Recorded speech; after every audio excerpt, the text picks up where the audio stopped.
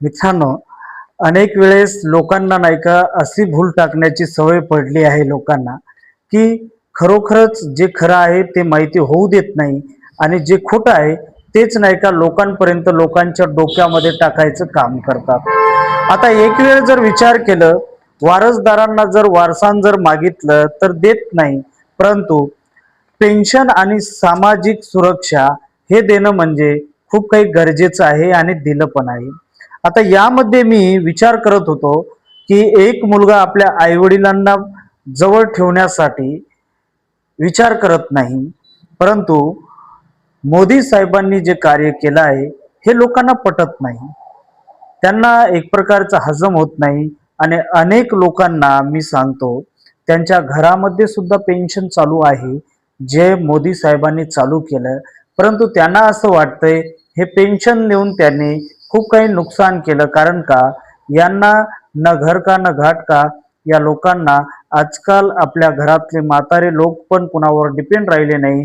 कारण मोदी साहेबांनी अशी व्यवस्था केली, की त्यांनी आपल्या आपल्या स्वाभिमानाने जगावं. यासाठी मी काही तुम्हाला योजनाबद्दल माहिती सांगतो, नक्कीच तुम्हाला आवडेल.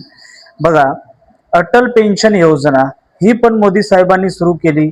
त्यानंतर नॅशनल सोशल असिस्टंट प्रोग्राम ही पण साहेबांनी चालू केली. त्यानंतर प्रधानमंत्री श्रम योगी मानधन ही पण चालू केली. Indira Gandhi national old age pension scheme ही योजना 60 ते 65 वर्षाच्या महिला आणि पुरुष म्हणजे आपल्या आजी आणि आजोबांना प्रत्येकांच्या घरामध्ये ही योजना चालू आहे. तरी पण लोकांना वाटतंय की मोदी साहेबांना काहीच नाही केलं, मोदी साहेबांना देशात वाटोळा केलं, मोदी साहेबांनी देशाला नाही का डुबवलं का, हे त्या लोकांना हजम होत नाही, जे विरोध करतात. कारण देशामध्ये भ्रष्ट करणारे पहिले गेले, परंतु देशामध्येच पैसे वाटप करणारा हा एकमेव पंतप्रधान आहे, जो देशाचा पैसा देशातील गरीब, गरजू व बेरोजगारांवर खर्च करतोय. मित्र हो, व्हिडिओमध्ये जर माहिती जर आवडली असेल तर नक्कीच चॅनलला लाईक करा, सबस्क्राईब करा.